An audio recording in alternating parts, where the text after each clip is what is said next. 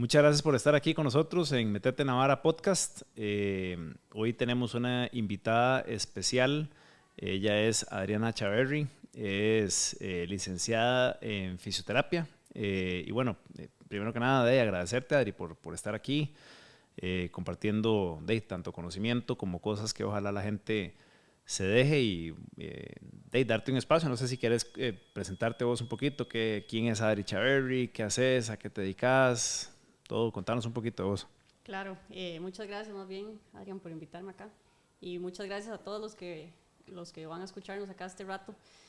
Bueno, yo soy licenciada en fisioterapia, tengo una especialidad en fisioterapia deportiva que saqué en la Universidad Complutense de Madrid.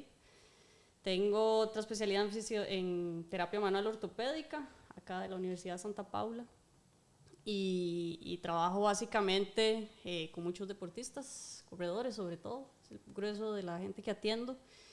Y en cirugías o lesiones ortopédicas me centro mucho en rodilla y tobillo, entonces básicamente en eso, mi día a día va más o menos en eso. Ahorita temporada alta de maratones, full corredores.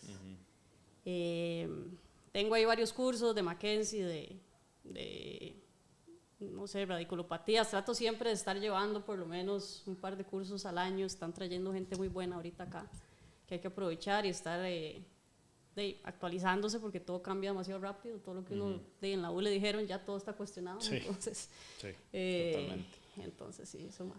Movimiento. La clínica. Se llama la clínica. Para el que no lo sepa, bueno, yo abrí Nutrición y Movimiento en el 2000, como el 2008, pero digamos, yo después me fui en el 2010 y volví en el 2012. Y creo que por ahí también vos fuiste empezando Movement. Y después unimos las clínicas, ¿verdad? Entonces trabajamos, de hecho, juntos. O sea, tenemos, ¿cuántos años, Adri? En el 2015. Tenemos 7 años ya de estar juntos en la misma clínica. Entonces, y bueno, Adri ha sido mi fisioterapeuta de todos los arreglos y remiendos que yo me he tenido que hacer en mi vida. Múltiples 4 operaciones de la rodilla. Creo que solo una no la rehabilité con vos porque ahí tenía 17 años. Estábamos en el colegio. Bueno, de paso estábamos en el colegio, somos compañeros del colegio. Y cada vez que yo tengo 4 operaciones de la rodilla, de esas 4, 3 me ha rehabilitado Adri. Y podría decir que corro gracias en parte a ella y por supuesto a los doctores que me han operado.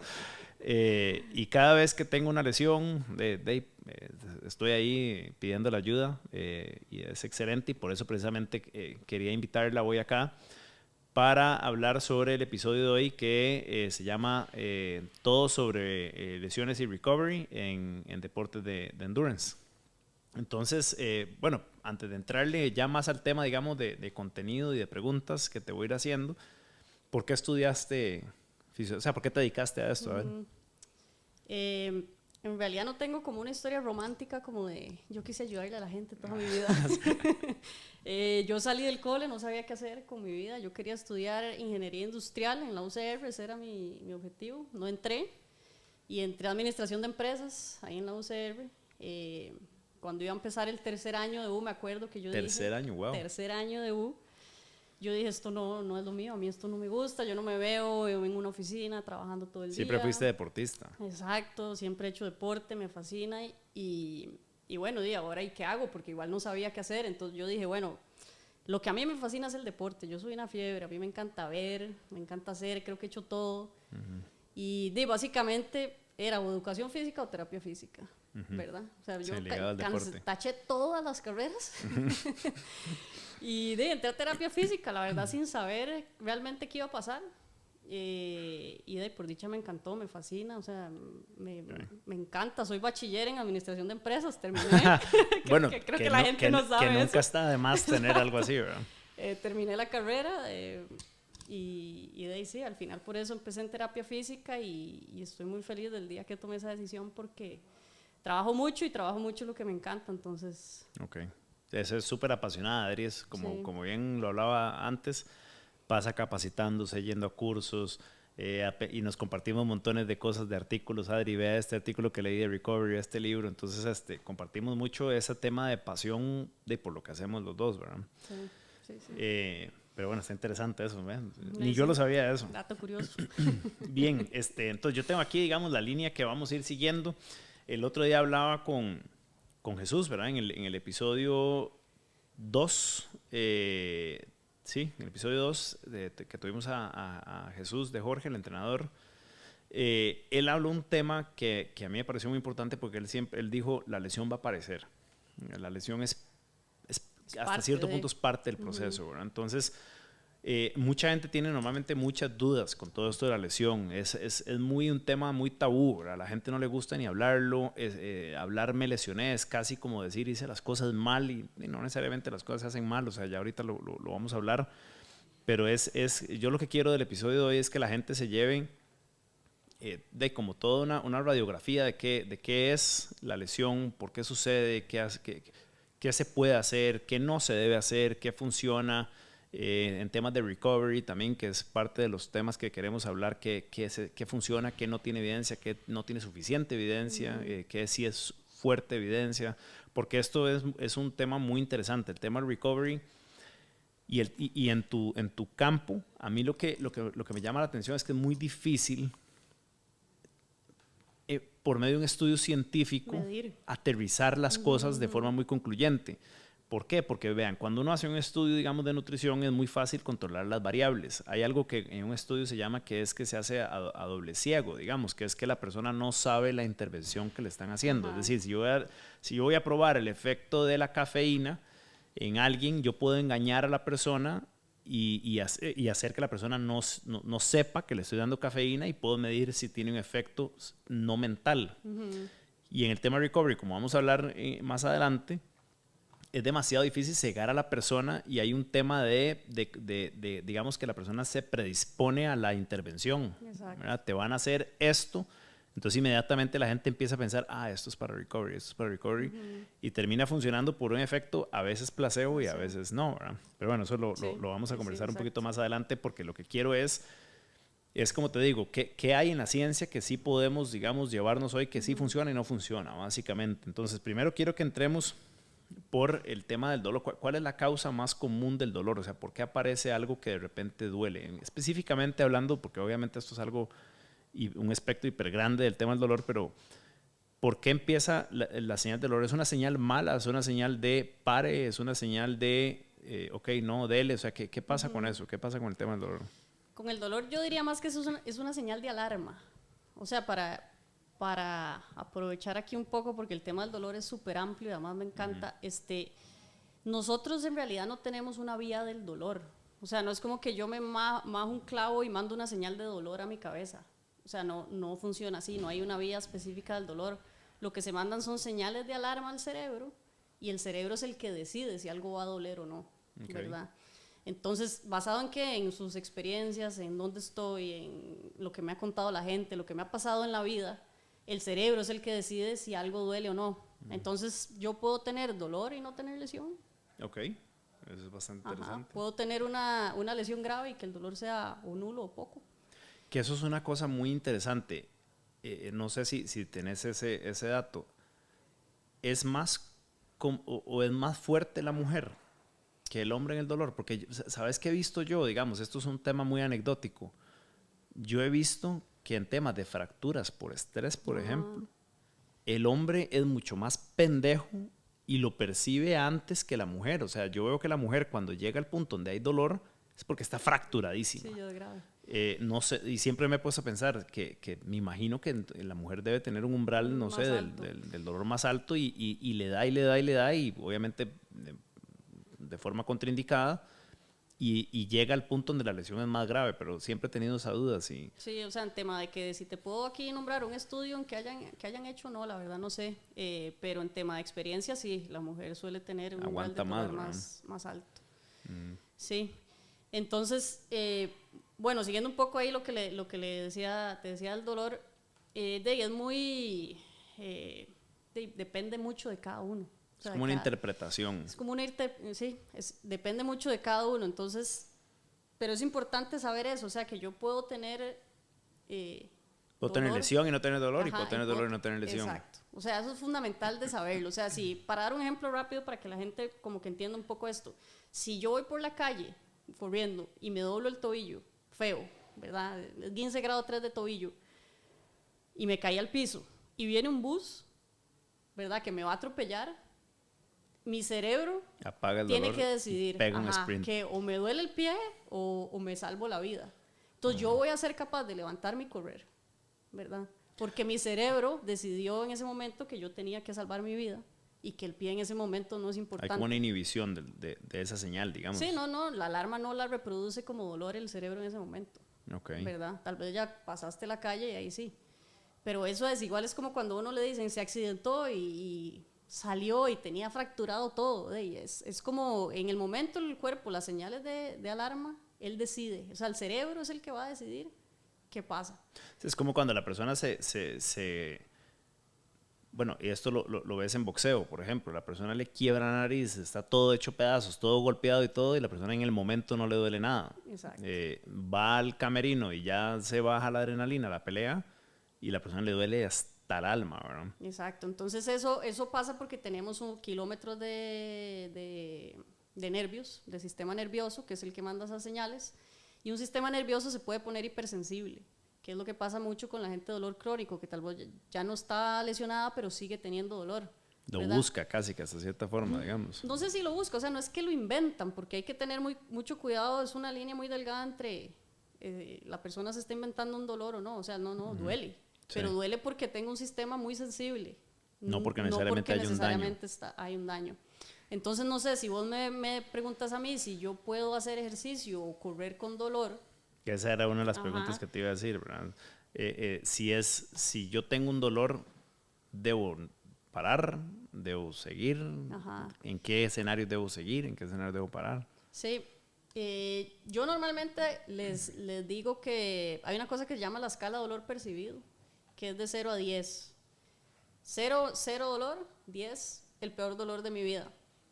Siempre que yo esté entre un 0 y un 4, que es zona segura, entonces yo ni siquiera le llamaría dolor, le diría molestia, incomodidad, algo diferente de una pierna con la otra. Si yo estoy entre un 0 y un 4, estoy en zona segura, yo sigo dándole. Sigo dándole. Si ese 4, no sé, si el entrenamiento era 2 horas y yo voy por 1 hora 20 y ese 4 empezó a ser un 5, pon la atención. Si ese 5 pasó a ser un 6. O sea, se va incrementando, digamos. Pare.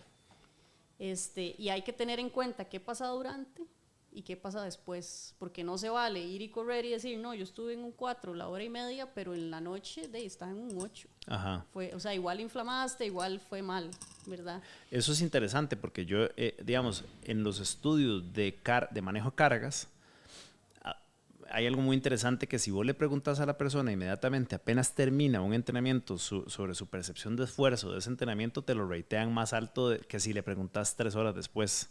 Entonces aquí también hay como una diferenciación entre lo que estás sintiendo cuando terminaste durante y lo que estás sintiendo después.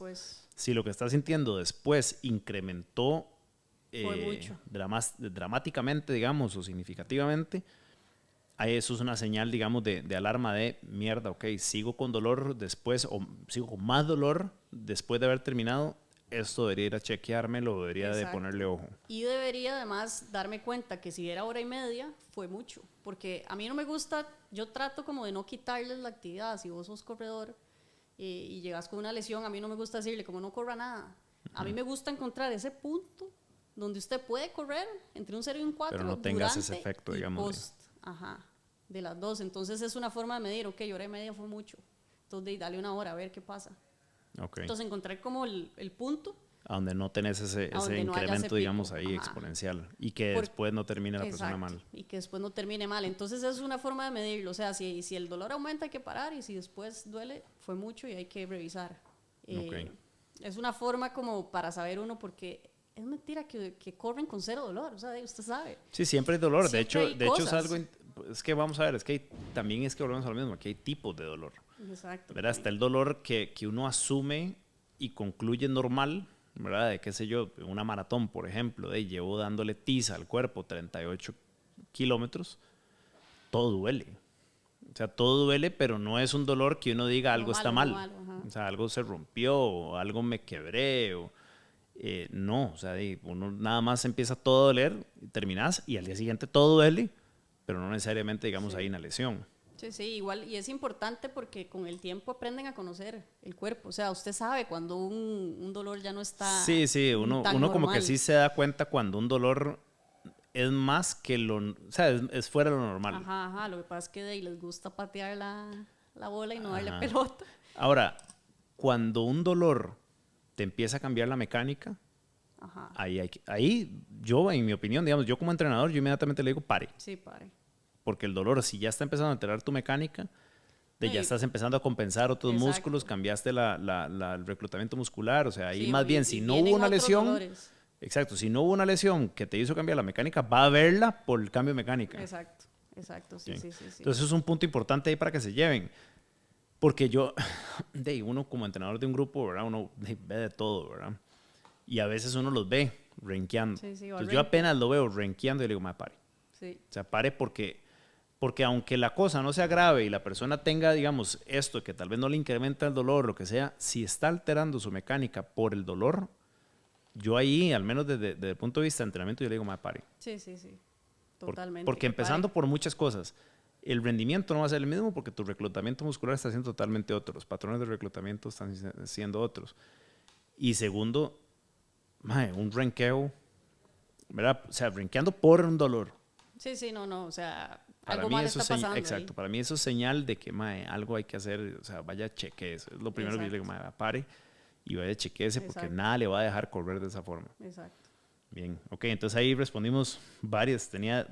Esa respuesta me resumió dos preguntas, de hecho, que teníamos, que era esa, que terminé de correr y me quedó oliendo algo, ¿qué hago? ¿Verdad? Que Ajá, eso, entonces, si el dolor incrementó, tengo que ir a revisarme idealmente. idealmente, sí. Okay. Si el dolor no incrementa, se queda y más bien baja, Yo puedo seguir jugándomela ahí. ok, puedo seguir midiendo y seguir Exacto, poniendo atención a midiendo. ver qué está Exacto. pasando. Perfecto. Ok, aquí vamos entrando a otros temas igual, como nos vamos a estar moviendo entre prevención, lesión, recovery y ese tipo de cosas. Foam roller, que es algo, me parece a mí, es interesante porque es demasiado, vamos a ver, hay de todo. Ahora en el congreso que yo estaba en España hablaron de que hay un tema perceptual, ¿verdad? Que la gente percibe que le ayuda y en efecto le ayuda a esa gente que siente que cree que le ayuda. Y hay estudios que dicen, no sirve para ni mierda. Ajá. ¿Qué decís vos? O sea, el problema más grave del foam roller que veo yo es la narrativa del foam roller. O sea, es que el problema es decirle a alguien que lo use para romper una adherencia, Ajá, que lo use eso no pasa. para liberar la fascia. Eso no pasa. Eso no pasa y eso sí está estudiado. O sea, la fascia no se le hacen adherencias, a menos que haya una cirugía, una cicatriz, algo así. El ejercicio no hace, no sé, no hace adherencias, no hay nada que romper, la fascia es rígida. Ujú. Entonces yo creo que la narrativa es un problema grave del foam roller, ¿Cómo se vende? como se vende, sí, y creo que es muy, muy de percepción. O sea, de que yo me lo paso, Siento un siento alivio un cambio, ahí. porque al final si hay presión, o sea, algo sí afecta al sistema nervioso porque le estoy dando un estímulo. Ujú.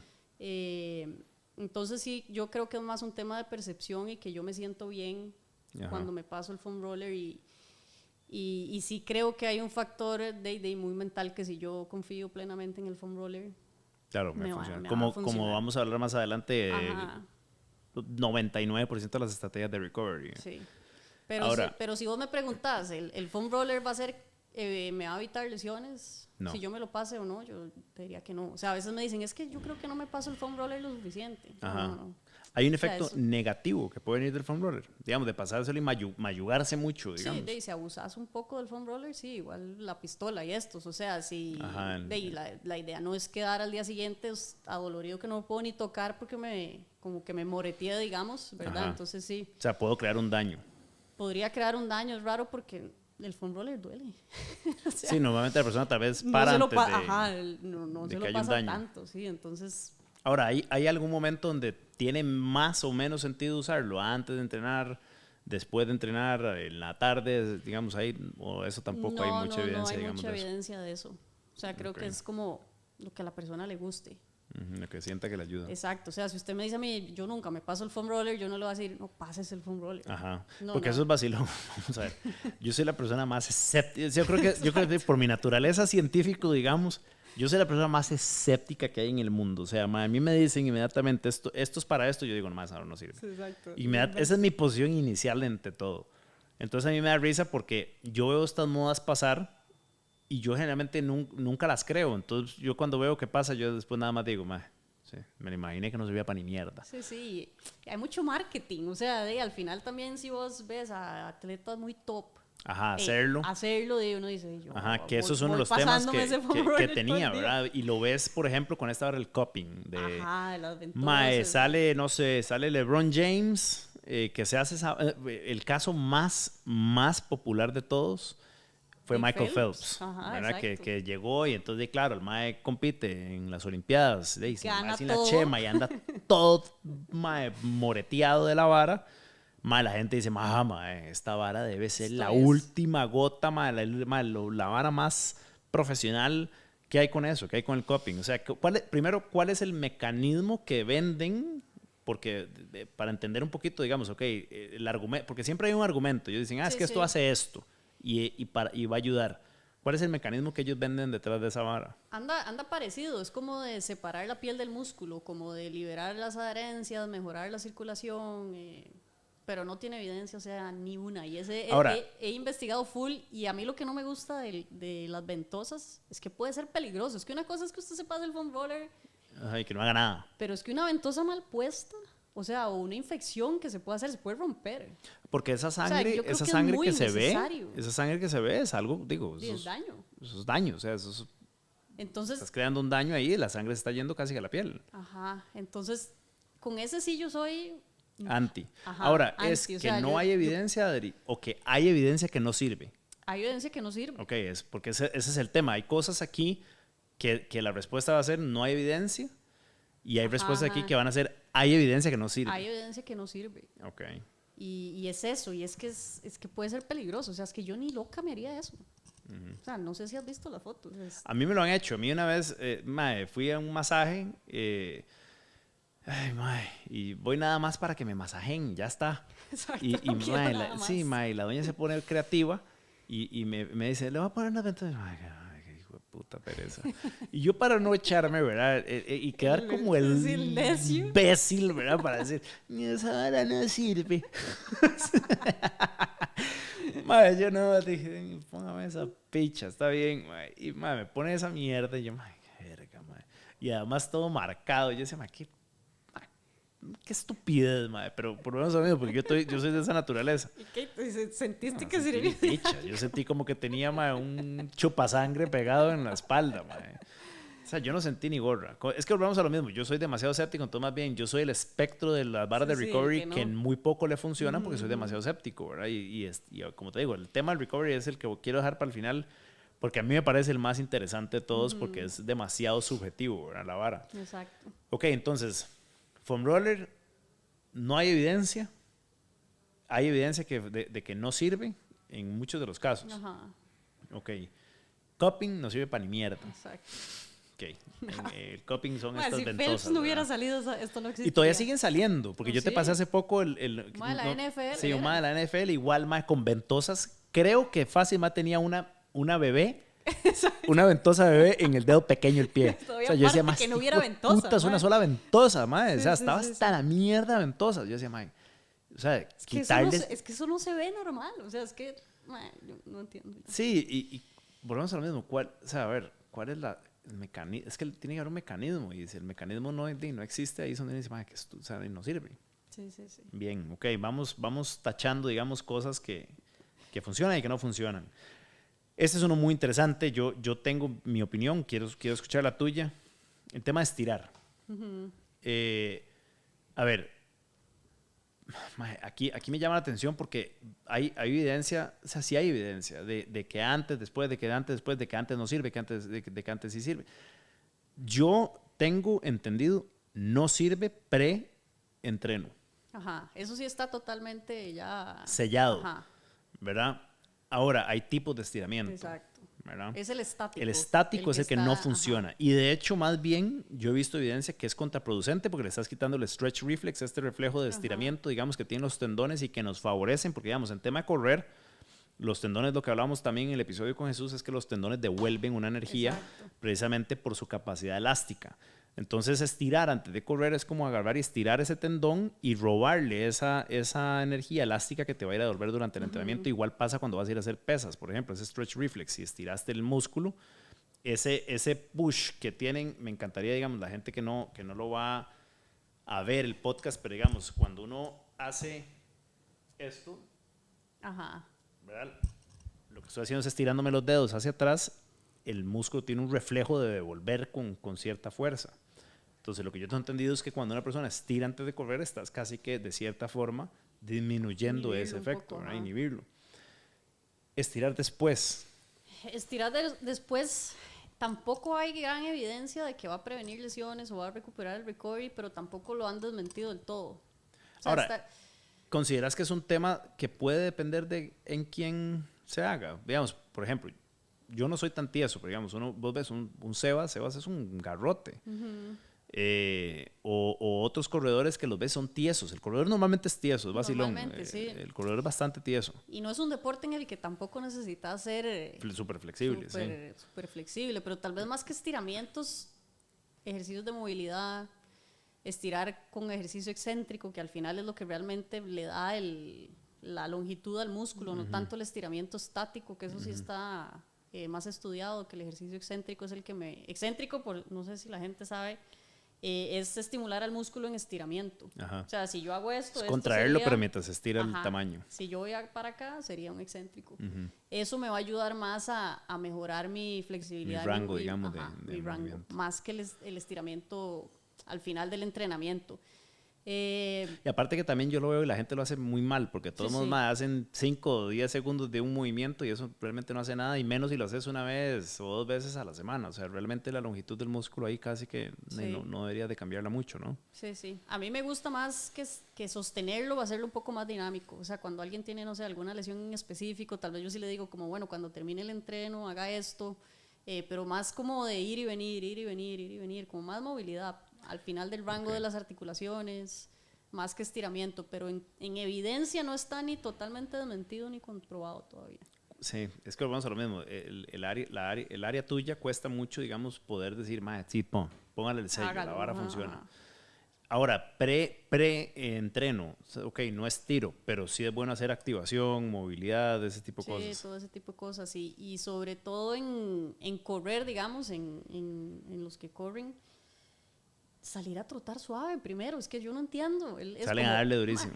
Es como los primeros 15 minutos a easy pace, y salen no mamados. Existe. Y yo digo, se acaban de levantar. O sea, yo no entiendo.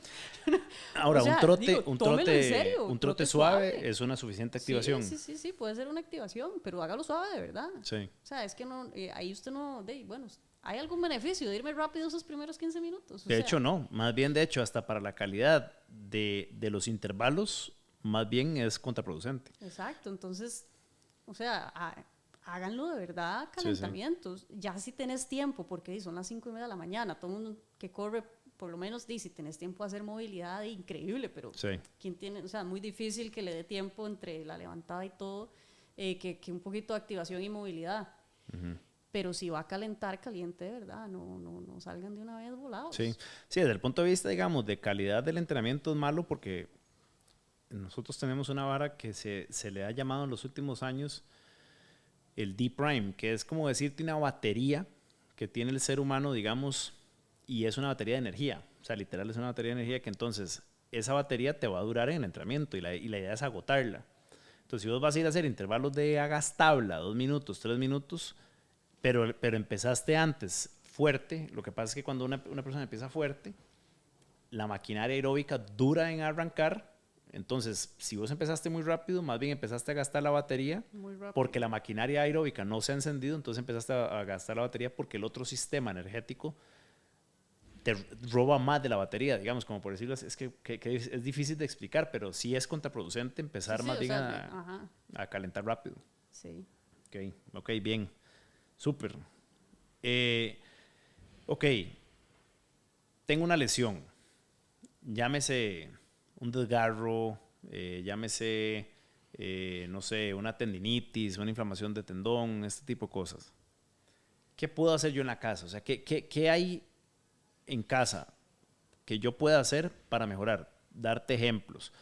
Ahora veo que se ha hecho de forma accesible, digamos, el tema de botas, el tema de estos electrodos caseros, el tema de fajas que se pone hielo, el tema de, bueno, foam roller era uno de esos que ya lo conversamos, pero digamos, ¿hay algo en casa accesible, la pistola, que yo pueda hacer que puede ayudarme a recuperar un tema de lesión? Sí, o sea, antes, como por los 70s, se inventó el RICE, que era como reposo, hielo, compresión, elevación.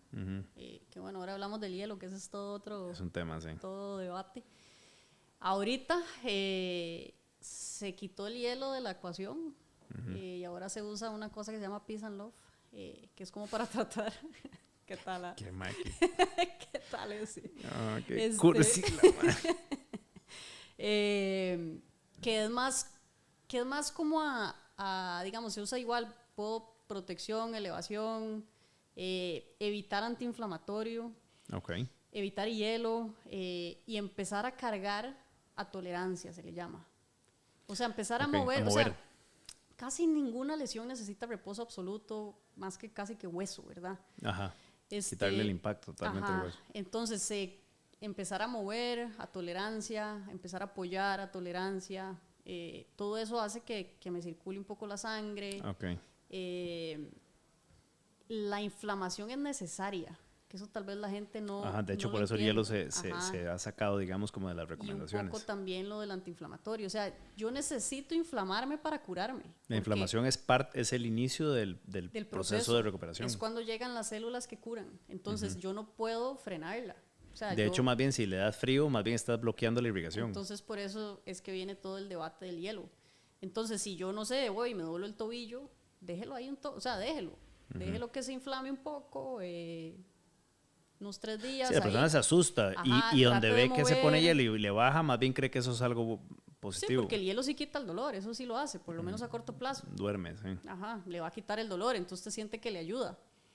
Pero yo lo evitaría, o sea, en casa es como de tranquilidad, porque también en la mente, pánico, ¿verdad? Sí. El pánico, la mente se vuela, el sistema se pone sensible, lo que hablábamos el otro día, el dolor se dispara. Ajá.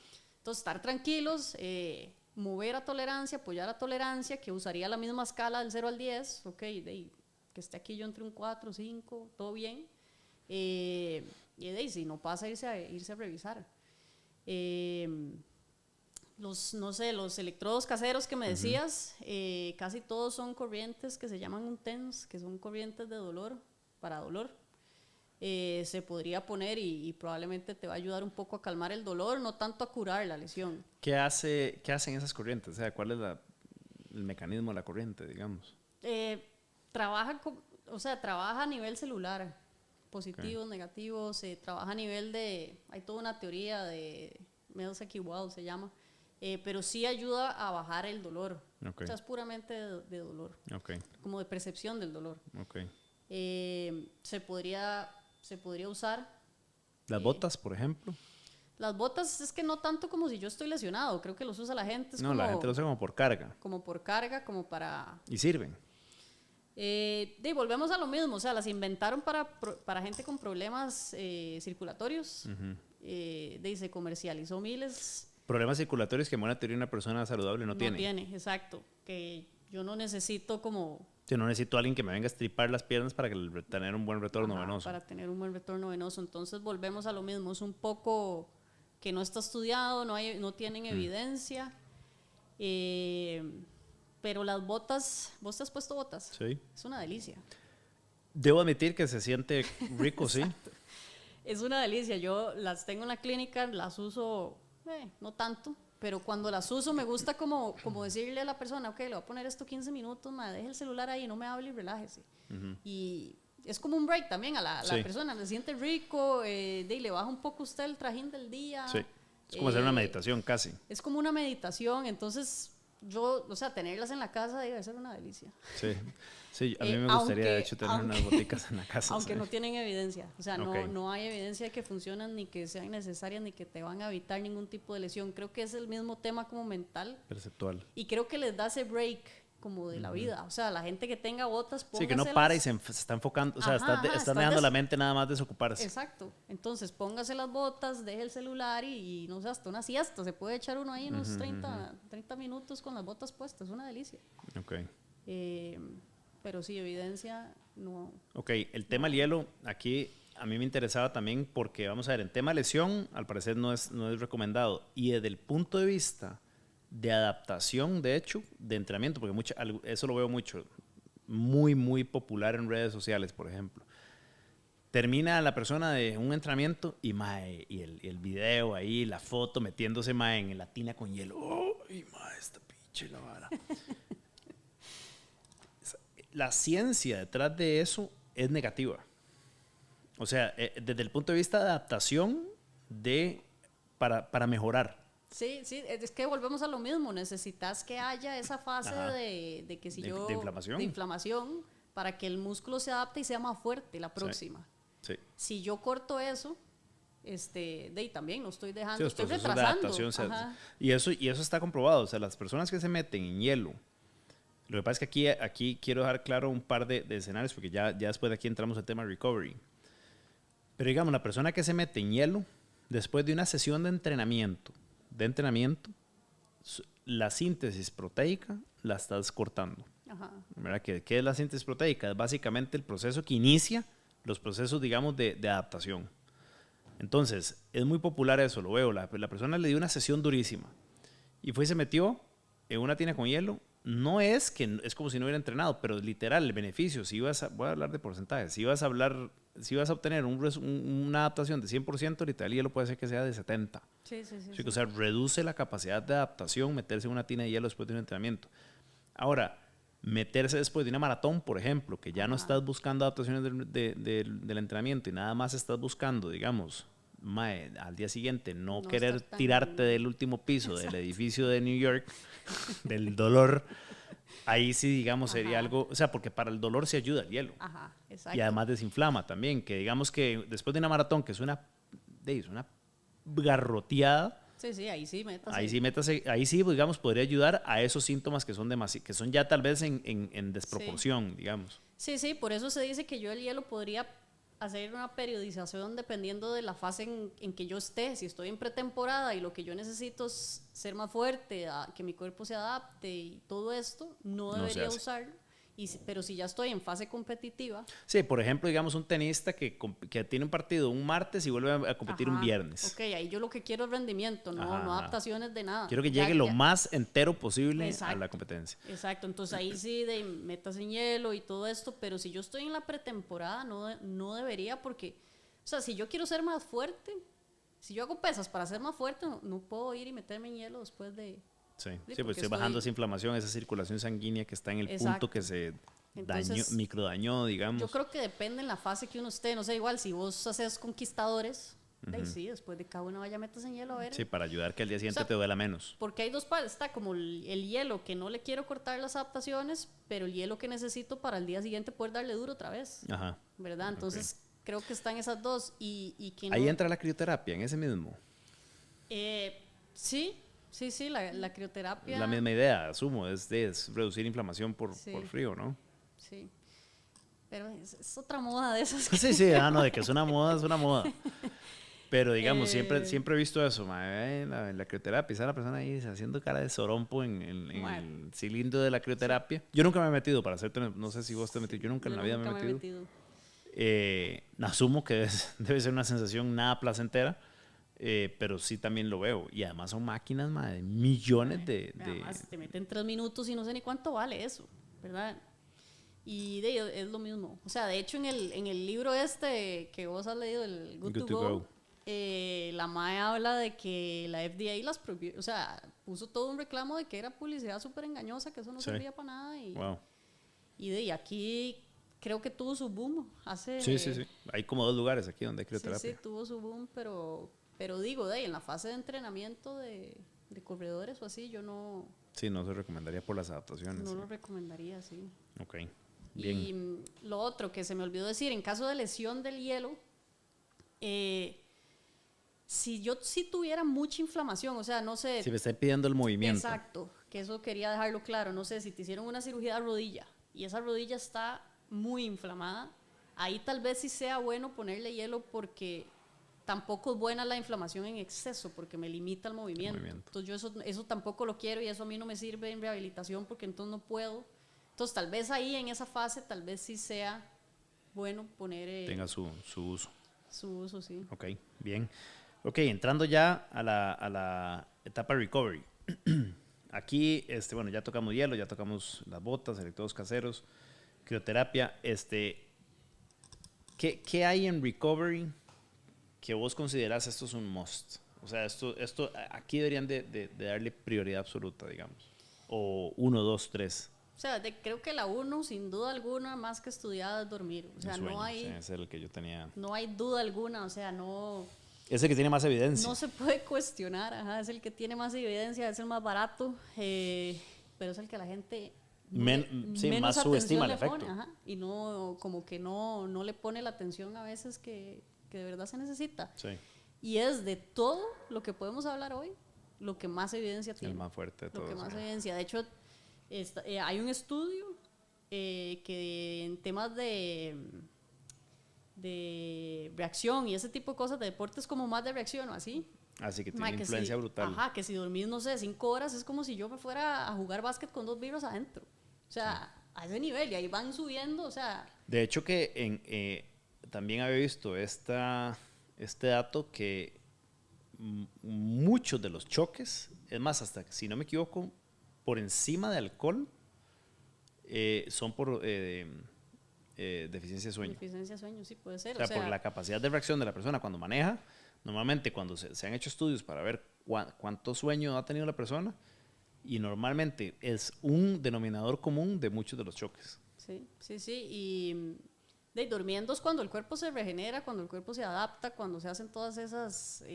del ejercicio que yo hice, todo se hace cuando uno duerme.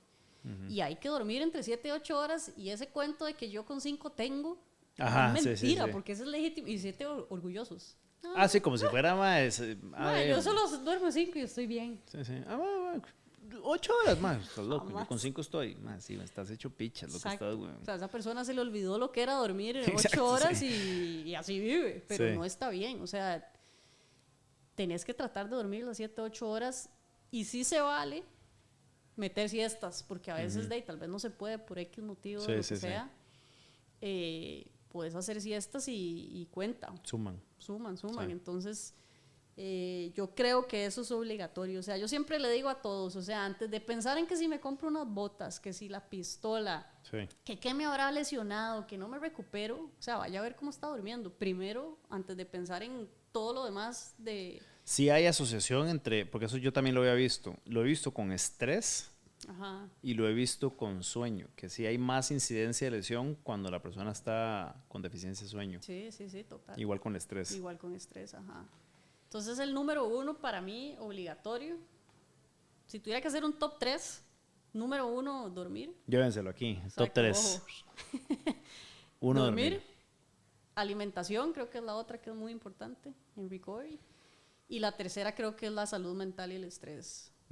Más, o sea... Y ni loca se me ocurriría mencionar botas, pistolas, masajes, cualquier otro hielo, nada. O sea, yo creo que esas 3 son fundamentales, y creo que la salud mental, que también es medio tema tabú, creo que ya no tanto, la gente ya va como teniendo más conciencia. Se va abriendo más. Es importantísimo en cuanto al estrés, de cuando estás estresado, tu sistema inmune está mal. Parado de uñas, sí. Y si el sistema inmune está mal, es que hasta te puede pasar de más. todo. Exacto, de todo.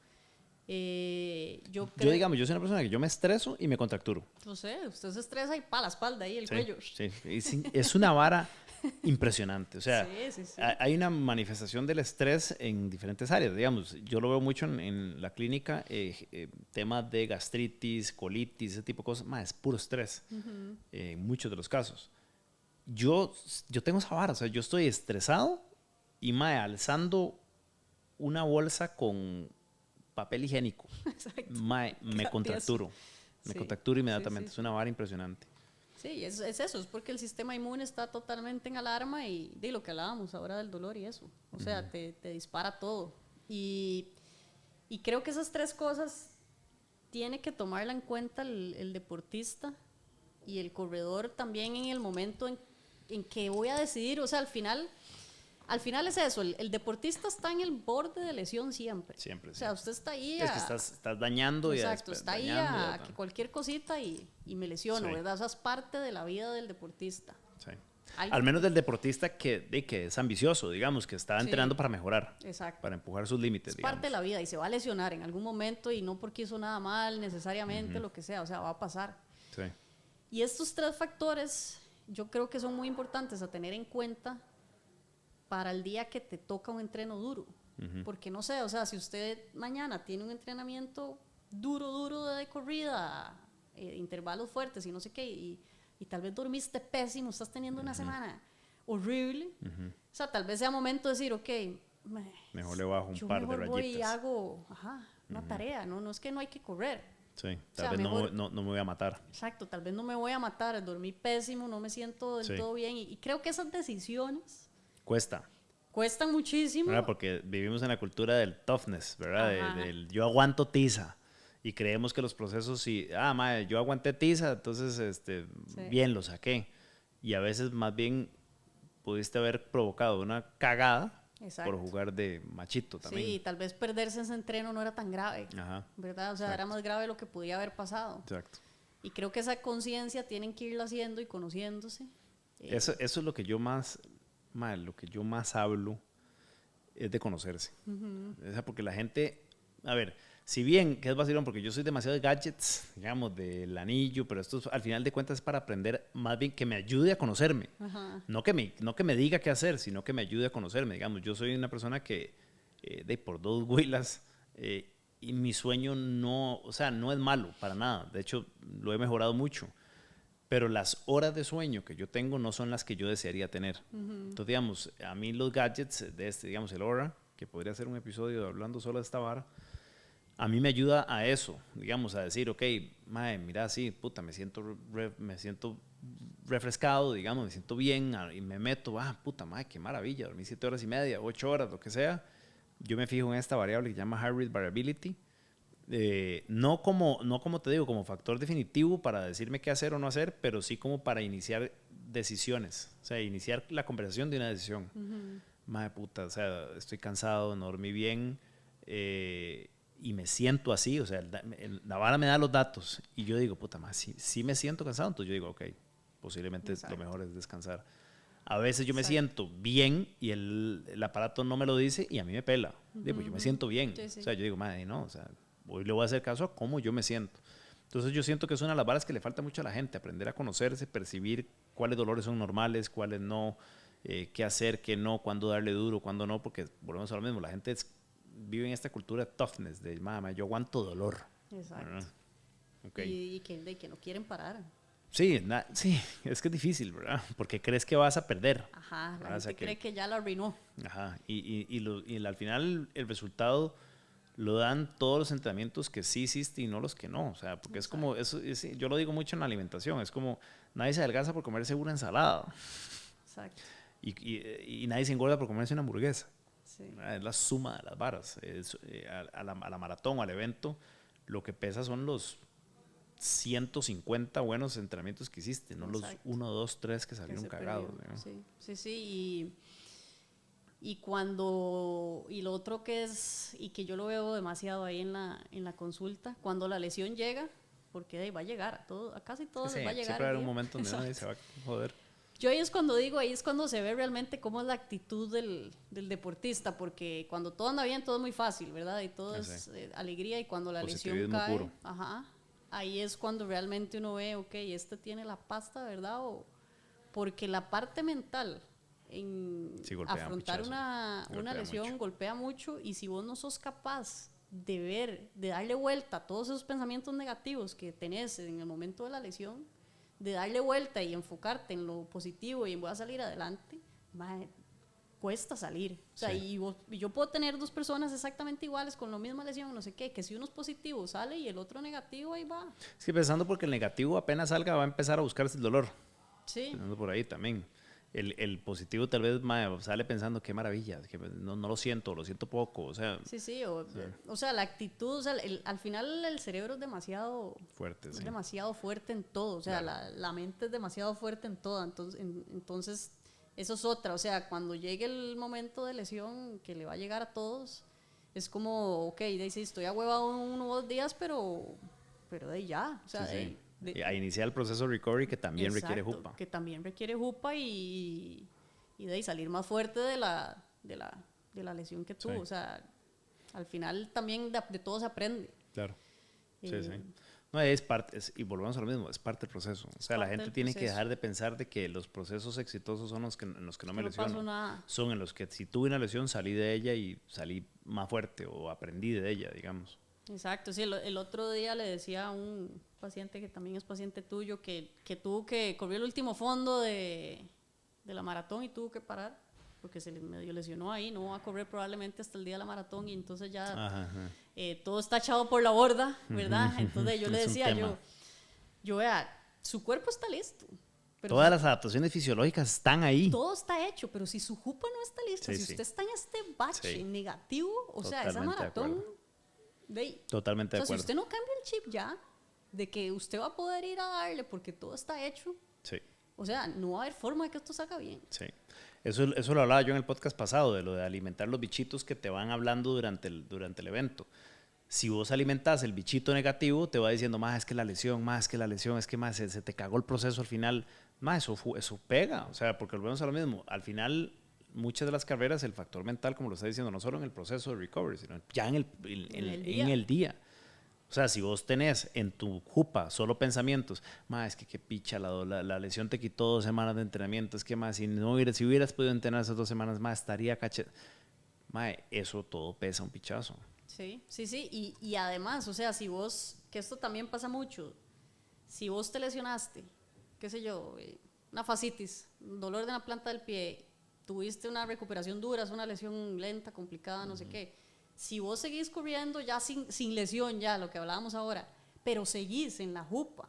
Qué miedo, Qué miedo el pie, qué miedo el pie. Yo lo que estoy haciendo es mandándole mensajes de amenaza. Hasta puede cambiar mi mecánica cerebro. incluso por miedo. No, y puede reproducir dolor sin que haya lesión. Ajá. Sí, lo O que sea, hablaste al a lo principio. que hablé al principio, porque son tantos los mensajes que yo le estoy mandando de alerta que podría reproducir dolor. Entonces, la parte mental es muy importante en todo esto. Súper. Bien. Alcohol impide totalmente el recovery. Que eso yo eso lo hablé con Jesús también en el podcast con él. El alcohol es, igual, o sea, al menos los estudios que hay, que por lo que tengo entendido son más en deportes de fuerza y de resistencia muscular. El alcohol hace un montón de cosas, retrasa el recovery, retrasa las adaptaciones y además, al menos a mí, por ejemplo, a mí el alcohol me hace trizas el sueño. Sí, Que es lo que vos pones en tu pilar, ¿verdad? O sea, en top 3 de pilares en el número 1. Yo duermo como un cerote. O sea, yo tomo 3 birras, 3 copas de vino. O sea, no tiene que ser una peda, ¿verdad? No es una peda. O sea, es una vara súper deprimente. Porque a mí me cuadra. O sea, no me des.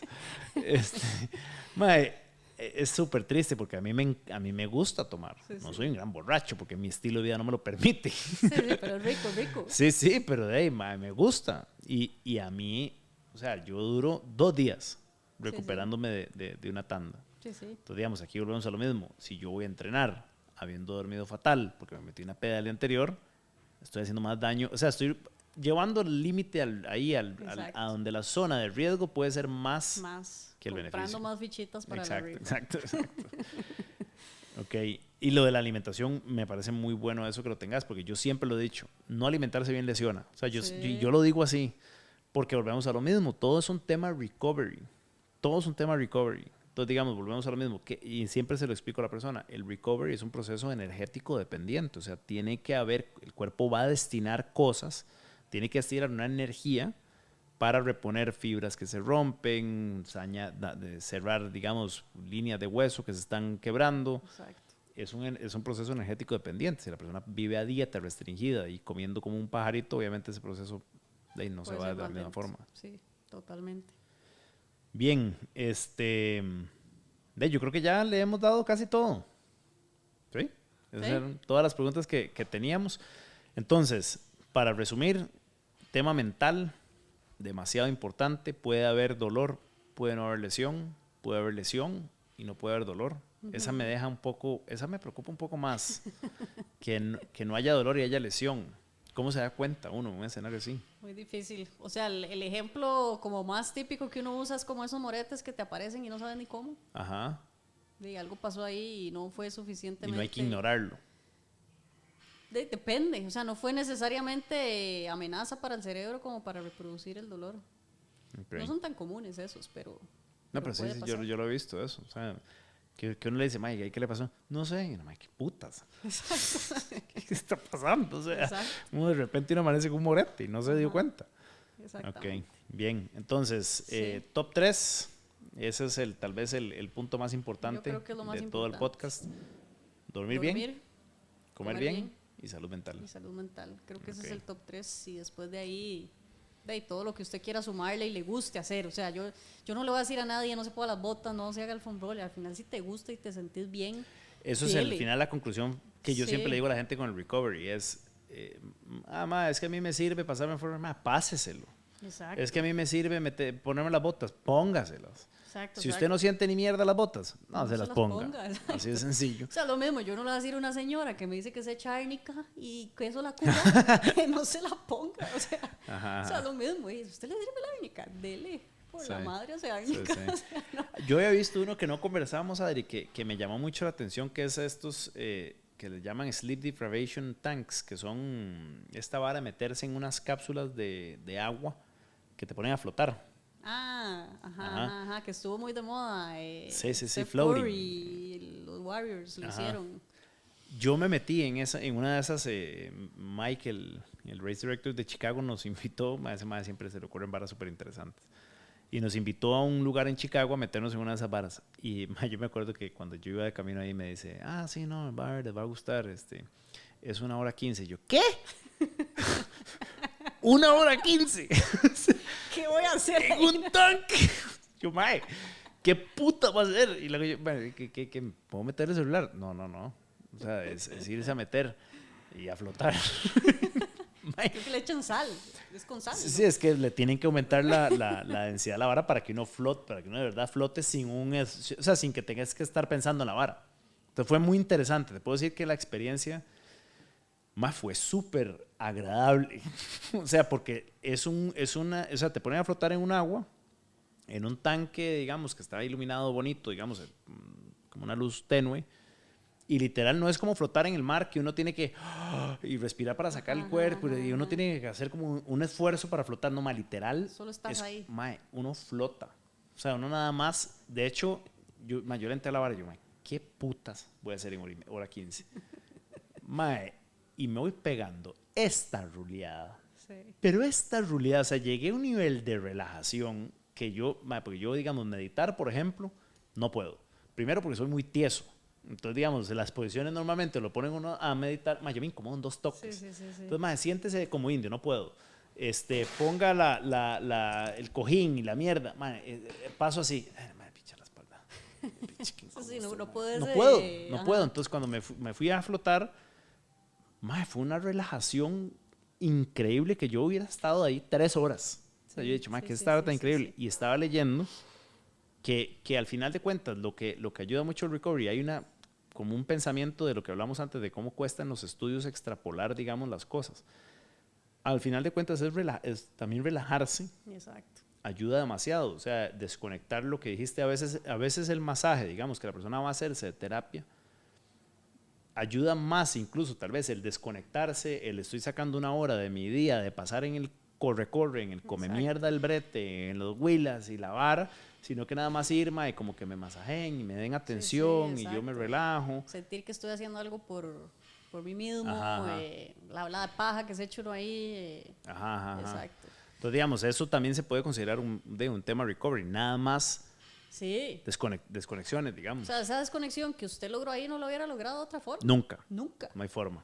Entonces, de hecho, también en este libro de Good to Go, que lo recomiendo, buenísimo. Sí, es muy bueno. Ella también habla de buena eso. Esa doña, es buenísima. De los tanques y dice exactamente lo mismo. A mí me dijeron que era 1 hora y yo decía, ¿qué voy a hacer yo? Y después dice, salí de ahí, es lo mejor que he hecho. Mae, sí, es increíble. O sea, porque y lo provechoso que tiene que haber sido eso para el cuerpo.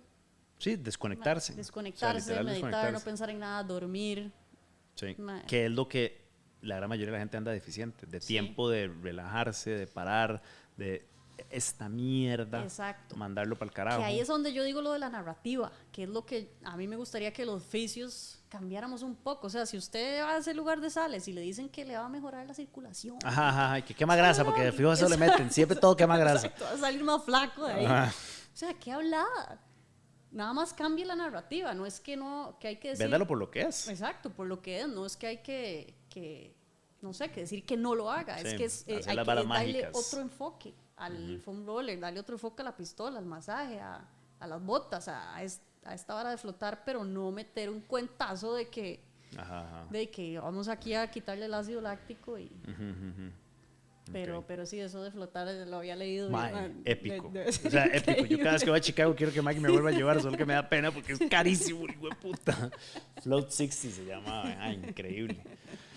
Pero bueno, ya para ir cerrando, Adri, agradecerte demasiado, muy chiva, muy provechoso.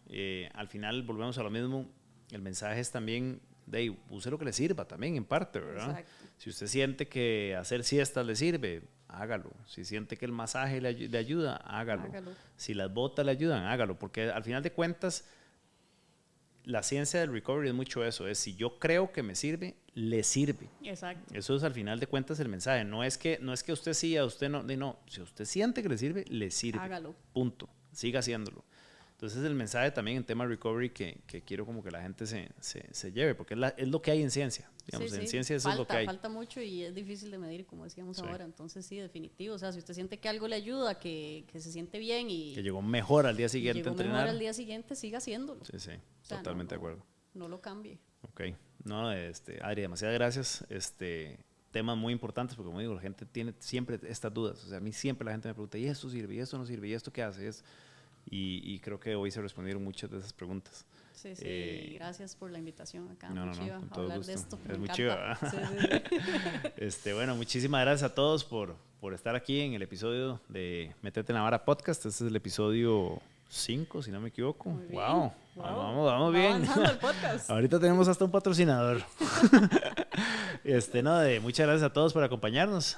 Gracias, Adri. Y nos vemos en el siguiente episodio. Pura vida. Muchas gracias. Gracias a todos.